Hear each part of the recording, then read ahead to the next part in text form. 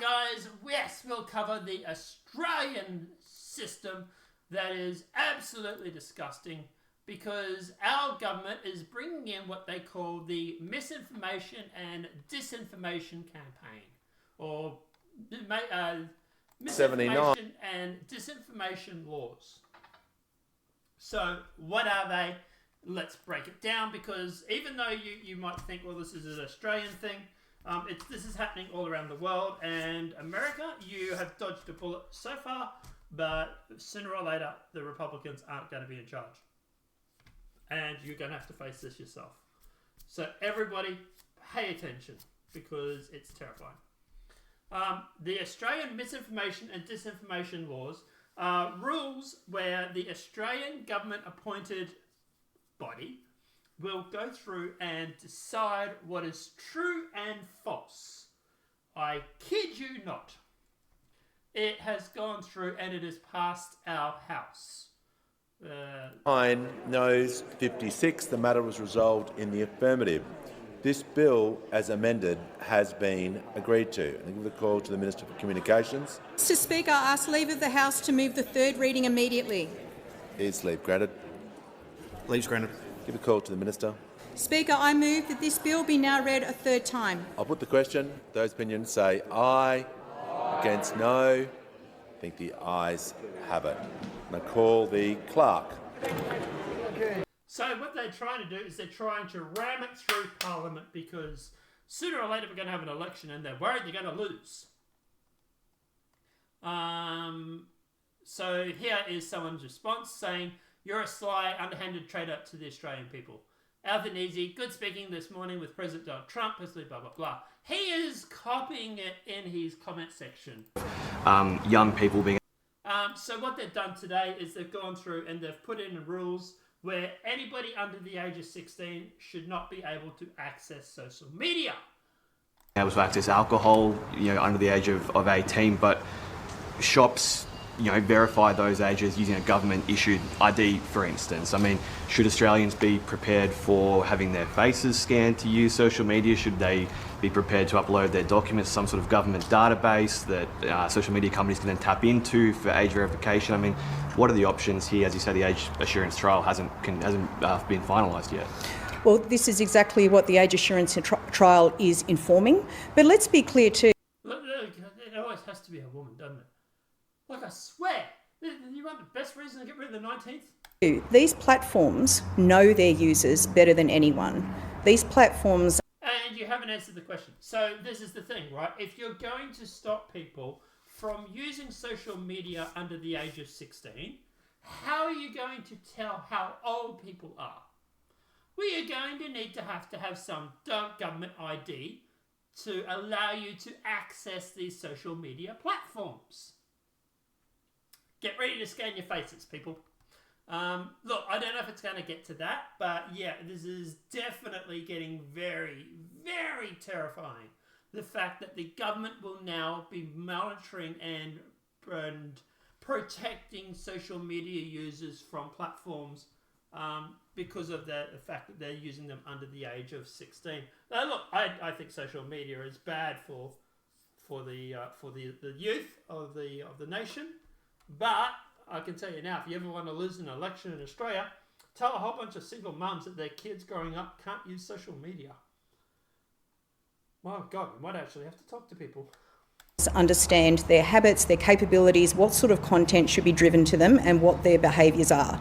So in this year that we will take in terms of implementation, that will be the key focus. And as the Prime Minister mentioned, it's very important to have privacy protections in place. This is a complex area, but it is one that we are determined to get right. It's one that we are determined to implement because we know what's at stake here. Yeah, she's a lying cow.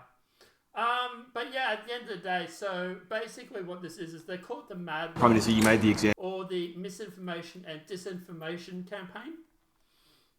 And basically what it is that the government will have the access or the right to go through and tell people what is truth and what's false. And if a social media company does not remove what the government deems is false, then they will be fined 2% of their I think it's their net profits.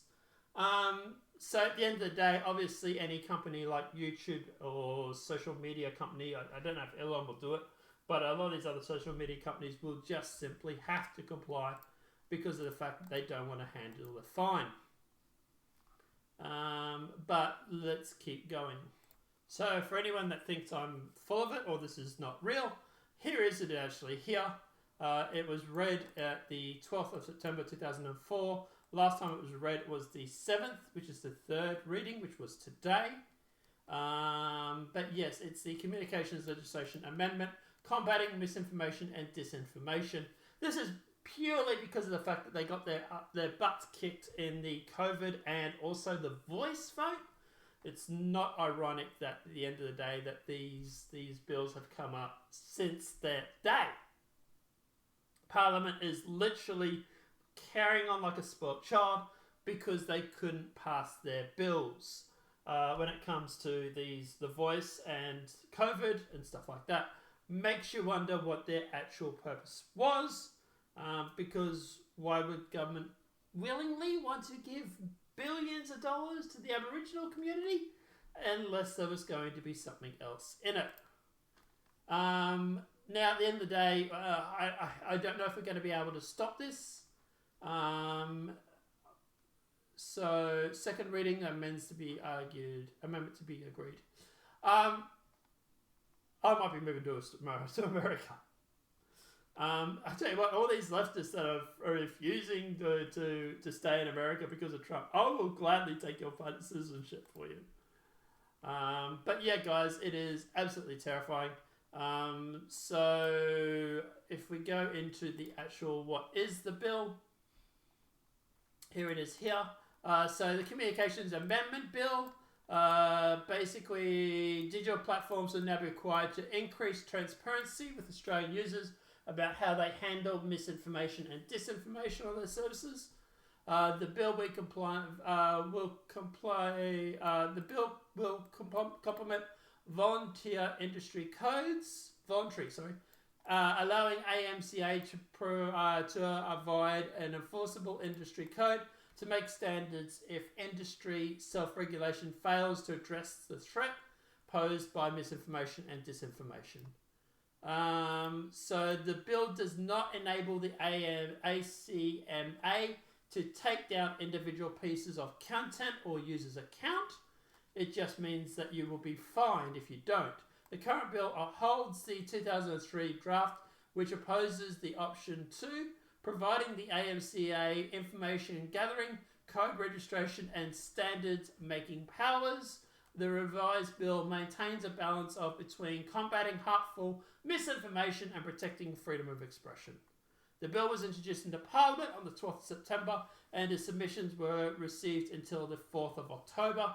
The Australian government has committed to reviewing the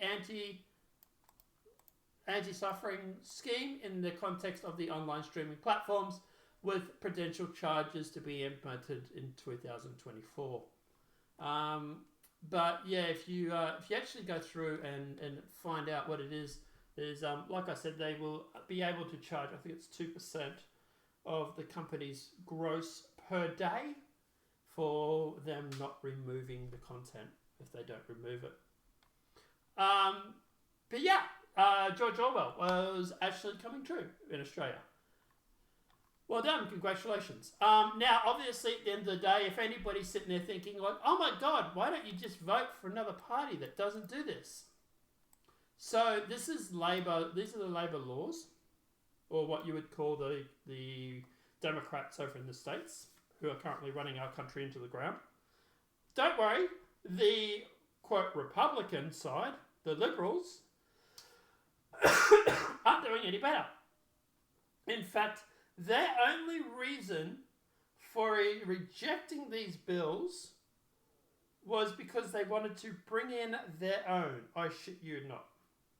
Their response was, we don't want the Labor laws because we have our own misinformation bills and disinformation bills that we want to bring in instead. So, yeah, not any better. The only party actually that has actually managed to actually say anything about this is actually Clive Palmer. If I bring up his account, Clive Palmer. So,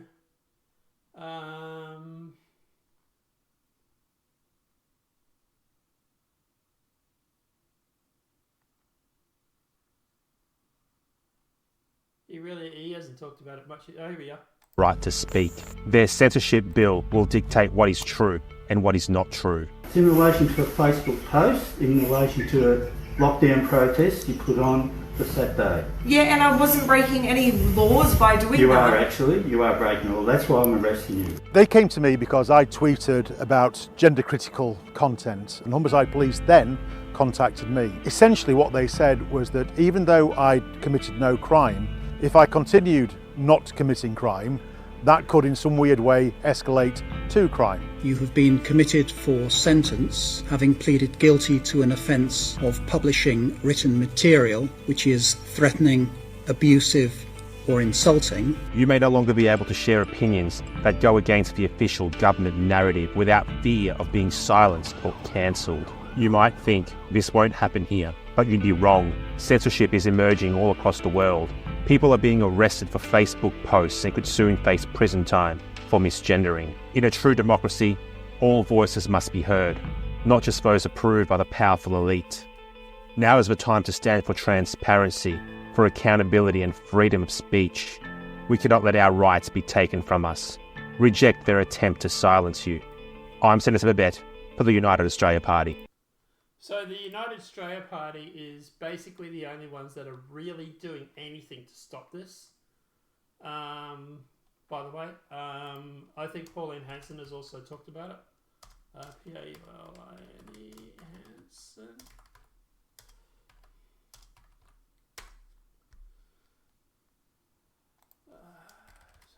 Pauline Hanson. So she's been active talking about it too. So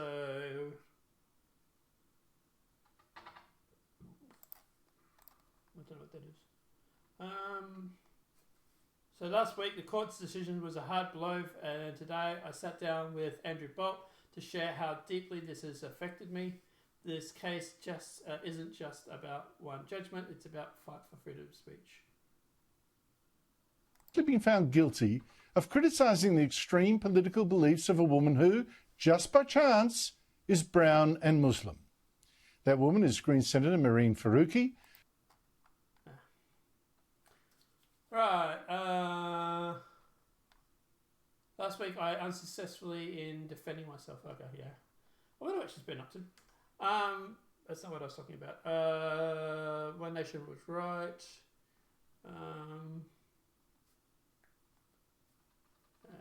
They have talked about it, but anyway. But yeah, guys, obviously this is what's happening in Australia at the moment. Completely terrifying.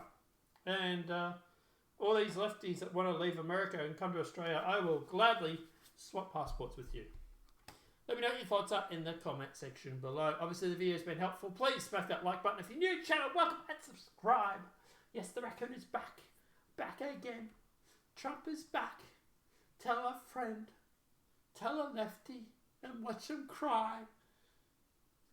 It's going to help me sleep tonight. Alright, have a good night. Enjoy, everybody. We'll see you next video tomorrow.